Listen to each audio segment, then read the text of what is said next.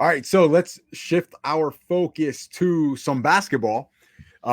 Making headlines this week, the Orlando Magic, they donated $50,000 directly to a super PAC, which supports Florida Governor Ron Desantis' presidential bid, according to a new filing this week with federal regulators.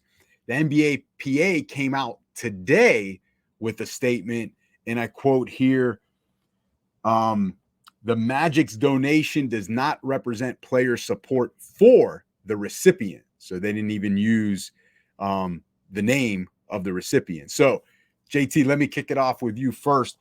How do you think this will impact free agent signings with the Orlando Magic in the future? Ooh, this is tricky, man. Well, one thing I do know now, I know how Jonathan Isaac was able to stay around in the Magic so long and not play a single damn game. Now, this makes absolute sense why he's still there, but this is very dangerous because out of all the teams to do this, because this is the first team to ever do something like this, in my knowledge, Orlando is one of those teams where this is unique. You got a black coach, young black team, and I think their GM is black, and it's in Orlando. Like, Orlando is thought of as a very liberal place. And the Orlando Magic are the biggest team here, period. And they do this, and especially what's going on with, like Florida passing all the education bills, suppressing Black history teaching and things like that. Like, the NBA is not the league that you want to take this on in, because the first thing I thought about when I heard this is like, did the Magic not learn anything from Donald Sterling? Like, the NBA players have the ability to get you gone. So they better hope that this does not go left any more than it already has, because Magic could be looking at new ownership if that's the case. But I do think it's going to be a problem.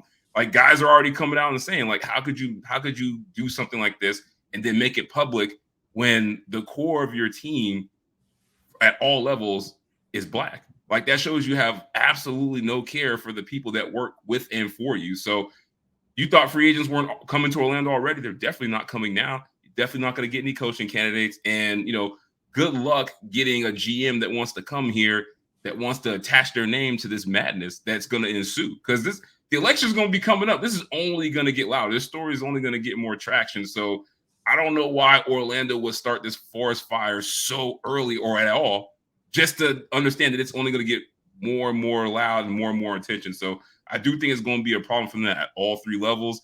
And I kind of want to see the Magic burn for multiple reasons. This is very, very, very dumb move to make, but also it's time to get something new here that actually Orlando Magic fans deserve. And this might be the opportunity. Like, this could be their Clippers, Donald Sterling, moment where they move out under the thumb of something that's been terrible for so long and they get something new. So we'll see what happens. Jerm, impact on free agency? Probably, from maybe not. I would say not an impact on free agency, because there's going to be players who are just chasing checks. But in terms of getting marquee talent, yeah, like some of the most of the marquee talent in the NBA are part-time activists in their own right. So what it does shed a light on, from based on what I see, right? Because the Orlando Magic have anti-DeSantis initiatives, right? They support Pride Night. They supported BLM. It's Orlando, yeah. They have to. Disney They're is here. playing it. But now here's the problem, because you put the Magic's name on it. Now it just kind of shows that stuff is just for PR. We don't really care. This is what we really care about. We care about DeSantis, who thinks slavery benefits black people, and we actually don't care about gay people, and we don't care about this, and we don't care about that. So it does send a message to, I would say, marquee names. I mean, and it's fans, right? Like, there's a lot of, there's a lot of Magic fans that are feeling this. Like, it's just giving them one more reason to root for the Miami Heat instead of the Orlando Magic. It was an interesting move. The fact that they did it under the team's name without, I'm assuming, consulting the team. And the fact that the NBA Players Association had to even come out and make a statement like that means that this caught everybody off guard. What the DeVos family was thinking, don't know. I don't know why they wouldn't just simply attach their name to it, because they wouldn't be the first. This is par for the course for them. I mean, this is definitely something Bessie DeVos would do. Like, you forget, Right? like, But that's what I'm saying. It wouldn't be the first time an owner of a team went against what a majority of the makeup of their players stands for, right? Like, these guys, these rich people stick together. That's just the way it is. Maybe it's, hey, DeSantis, we think you have a good shot at being the candidate and coming from Florida. Maybe this is like, hey, we're looking out for you, trying to help you get to where you need to go. Remember the little guy when you make it to the top. Maybe it's a little bit of that, but a NBA team, or that they shouldn't have attached their NBA team, their business, to this donation.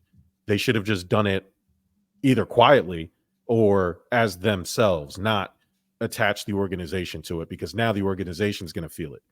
And it's going to affect the bottom line, I think. So, yeah, it's going to affect free agency. It's going to affect fan support. It's going to affect a lot of things. They keep going like this.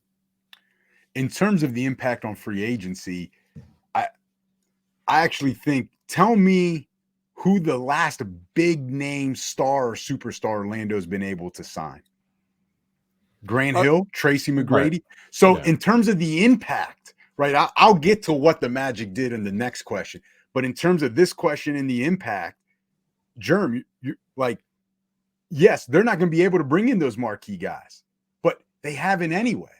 Like, they've always been bringing in those second, third, fourth tier free agents. The only way, when you look at their roster, when they've had guys like Oladipo, Sabonis, and now Banchero, they've had to draft them. They haven't been able to bring in that key guy since Grant Hill and Tracy McGrady came in a package deal. And talk about Terrell Davis. That was about the same time, maybe 20 years ago, maybe not as long as Terrell Davis, but about 20 years ago. Bro, y'all got to get out Terrell Davis, man. In terms of the impact, this particular situation, I don't know how it will actually make anything different with the marquee free agents. It's still a no state income tax state, and they still can't lure the big superstars. So this may be, I guess, the way it impacts it, this is probably the nail in the coffin that the Orlando Magic will never get a marquee free agent. So the next thing I want to ask, JT, I'll start with you, is because you mentioned it with Donald Sterling in your first answer, is should the NBA step in the way they proceeded in the Donald Sterling situation after his tapes were released and what he said? It's very tough because, I mean, technically nothing illegal is going on, but if I'm the NBA and well, remember, I mean, did Donald Sterling do anything illegal though? No, but that was more about optics that you just can't get around. Like, the man said what he said on tape. It was, everybody could hear it. Like, that ain't going away. Like this, I mean, people that own teams donate to people that we don't agree with all the time. It happens in every sport. They, like Jerm said, they just don't do it as the team. But if I'm Adam Silver, man, I'm thinking about it, because I have worked so hard for everyone to call the NBA the progressive league. Like, we're all right over here. Like, we do everything on the right side of history and justice. And even though we know that's not true, because you got a bunch of rich owners that we know which way they typically lean, I think if I'm him, I want to get out ahead of this, because one thing is, Florida is already its own thing. Like, the crazy shit that's happening here, like, that media attention you just don't want. But you just don't know what's ahead. If DeSantis is going to be on the presidential trail, what kind of crazy shit he's going to pull? Like, especially if he's going against somebody like Trump. Like, you don't know what kind of shit he's going to pull to win. So are you sure you want one of your franchises to be attached to that? Because anytime DeSantis does anything crazy from now on, they're going to talk about him. They're going to talk about the Orlando Magic. Like, it's not the same thing as Donald Sterling, but it could have the same impact and fallout as a Donald Sterling situation. And this is the NBA. Your players can get people gone really quick. Like LeBron, all these guys, they're not standing for this. So I think Adam Silver has built up enough goodwill that they will give him time to make a good decision. But if he doesn't, the pressure is going to get tighter and tighter. So I think it's in his best interest to act early and get this under wraps and make a decision. Whatever that decision is, he got to make it soon. Jerm? Yeah, I think in this instance, Adam Silver can do something about it. Don't attach a team to any political agendas, man. Like that's not, don't do that. Like you, again, he did this as the team donating money, not the family. So now Adam Silver has cause to say, hey, you can't do that, man. Like that's not what we do here. If you want to do stuff on your own dollar or your own dime or in your own name, go for it. But you will not attach, because the league has rules against this for players, right? The same thing goes for owners. Conduct detrimental, right? You can't make the league look bad. That's like the blanket term for anything that the league can do that may not be illegal or may not have a direct punishment or a direct cause. They just say, hey, it's conduct detrimental. You made the league cast in a negative light somehow. This counts as that. And so I don't, take away a draft pick. And there might be some type of, like, the Magic are going to still be in the lottery next year. I guarantee you they're not going to get close to what's draft pick from the Magic is actually a good thing for them. So I don't know if that actually is punishment for them. But I'm saying, like, watch how many lotteries they get to get into now. Like, watch how the Magic ping pong balls don't all of a sudden end up in the Magic's favor, even though they have the best odds. The NBA is sly like that. They do little underhanded stuff. So we'll see. So there's you guys think you're getting brawny? You guys think you're getting brawny now? Definitely not getting brawny now. You ain't getting brawny now, boss. You done messed up. So there's a couple things. First, Jerm, you're right. Business versus personal. Like, one, why did they put it under the business? Right? They knew this was going to come out. So I'm really suspect about that. That's really shady there. It's like you wanted it to come out, like you're making a statement. And on top of that, then you try to double back and say, oh, well, the date on the check was May 19th. Ron Desantis didn't officially nominate himself for the presidential race until May 24th. Well, if anyone knows anything, we knew what the lead up was. We knew that was coming if you had followed any sort of political realm leading up to that. All right. So don't tell me though the check was dated before he announced. Oh, I was so shocked he announced. I had no idea. Exactly. And then on top of that, the super PAC is for his presidential race. They said at the time when they said about the dates that they contributed it to him as the governor of Florida in the governor things he was doing, not to get into what he's been or actually been lack of doing in Florida, but the super PAC is for the presidential part of Ron DeSantis, not the governor part of Florida. All right. So there's another thing you messed up on. I will say this, and part of it is on me as a fan. If you're an Orlando Magic fan and you don't agree with what they've done, the way to really hurt them instead of the NBA to come after them is to just stop going, stop buying their merchandise. And when they see the Amway Center, which Amway, right, also donates to a lot of Republican candidates because it's, I think, part of the DeVos business, is that they're going to realize what happened. No one's coming anymore. Well, that's the choice you made, and the choice of the fans is we're going to hurt you where it hurts, and that's in the pocket. Now, in terms of the NBA, should they step in? Well, there's a couple things. There's a great article that you should read by The Ringer, and it was done back in September of 2020. And it's really interesting. It's called "The Political Donations of NBA Owners Are Not So Progressive." And it goes through up until from like 2015 to 2020. It pulls the records of the donations by the individual owners. So again, that's the difference, right? It's by the individual owners and not the team. But if they step in here and do something, then it's like, well, let's see. Dan Gilbert, all right, $2.25 million in Republican donations to only $345,000 to Democratic donations. Dan DeVos, the Magic, personal, $4.854 million in donations to Republicans. Guess how much to Democrats? $50. Take a guess. $50. Zero. What was zero? Oh, see, I was close. Zero.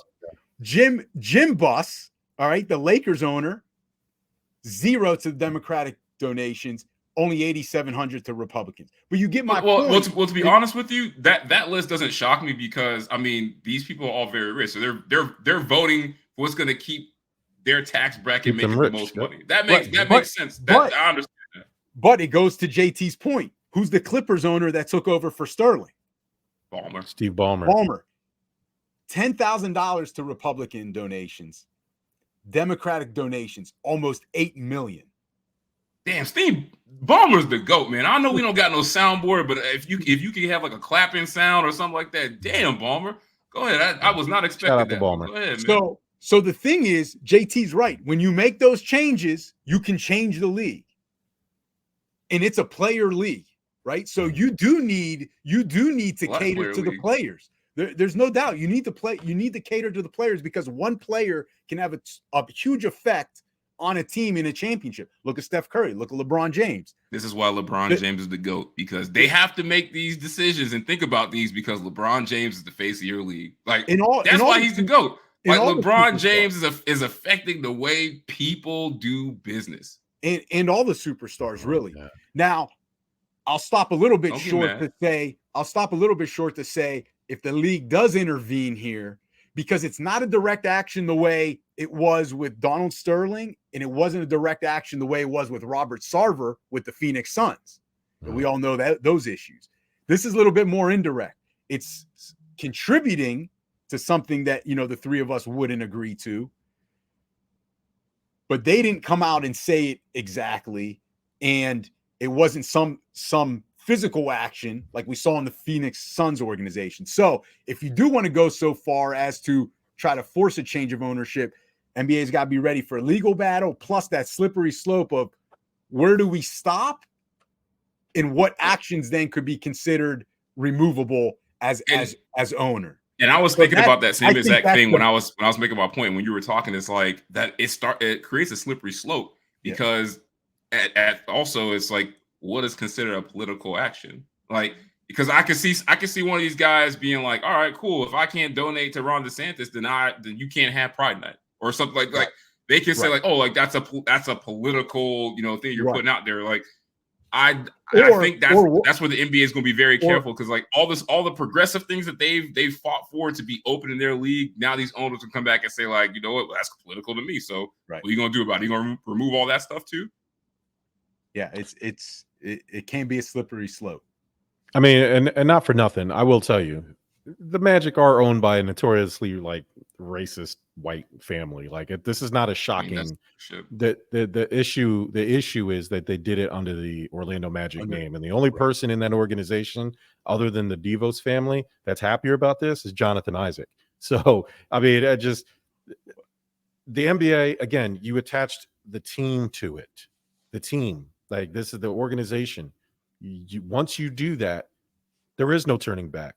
Yes, the NBA can say, you know what? We don't care if you support this person, but you're not going to support a noted fascist like Ron DeSantis. They can pick and choose.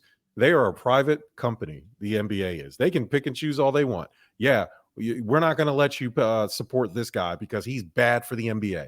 His political agenda, his beliefs, the way he does business does not run congruent with how the NBA wants to be perceived. So no, Orlando, you can't give money to Ron DeSantis.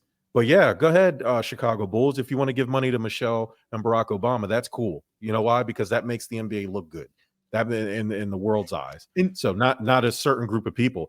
As unfair as you want to make that claim, that's just the reality. The NBA, the NFL, all these sports franchises are in the public relations business, not the sports business. Public relations is their number one objective because they need whoever the bulk of the money is coming from, that's who they need to make happy, right? We just saw this with Donald Trump. Donald Trump saw that this was the group of people. So he had to lean into it. Whether he believes in the stuff he was saying or not, he knew no matter what he did, right, JT? We were still going to think it was a scumbag. You know what I mean? He could have worried about us. He freed at last. He could have done it all, but it wouldn't have mattered because his perception of who he was. So he picked a side. The Magic are doing the same. This is who they know, and this is how they chose to express it. NBA can indeed tell the Orlando Magic, no, you cannot do this, and now we're going to fine you. And again, because you attach the Magic to it, only because you attach the Magic to it, You do this on your own time, that's fine. Right. Donald Sterling was perfectly fine until he got caught on tape. Again, he didn't do anything illegal, but you made the NBA look bad, dog. Now we have to take your team from But you. we also all knew that about Donald Sterling too. It was just that it was never proved, or there was no It got too big that the NBA it got too big. It got too big that the NBA could not ignore. Period. Exactly. Everybody knew he was a slumlord. It doesn't. Everybody knew it. That there's a difference. So now that it's all of a sudden the news cycle got to it, the fans got to it. Sorry, buddy. We know yet you've been running this slum business out there in LA, but we can't have it anymore. You got to go, and that's what happened.